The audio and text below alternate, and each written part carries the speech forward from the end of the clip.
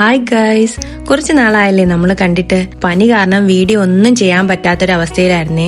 ശരിക്കും പറഞ്ഞാൽ എനർജി മുഴുവൻ ഡ്രെയിൻ ആയിരുന്നു. പക്ഷേ ഇന്നിതാ കുറച്ച് എനർജിയൊക്കെ വന്നിട്ടുണ്ട് കേട്ടോ. അപ്പോ ഇന്ന് പുറത്തു പോകേണ്ട ഒരു ചെറിയ ആവശ്യവും ഉണ്ടായിരുന്നു. അതൊക്കെ കഴിഞ്ഞപ്പോൾ ഒന്ന് കോഫി കുടിക്കാമെന്ന് തോന്നി.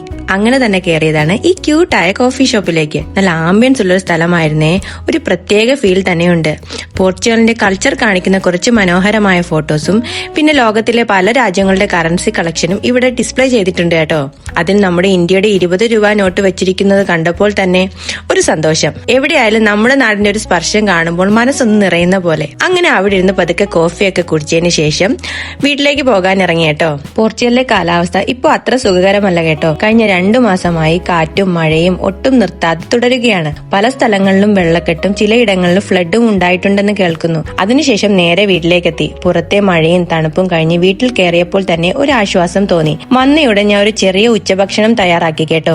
ചോറും ബീട്രൂട്ട് തോരനും കുടംപുളിയിട്ട മീൻ കറിയും പിന്നെ മീൻ വറുത്തതും. സാധാരണ വീട്ടുഭക്ഷണമാണെങ്കിലും കഴിക്കാൻ വളരെ രുചിയായിരുന്നു കേട്ടോ. അപ്പൊ നമുക്ക് കഴിച്ചാലോ?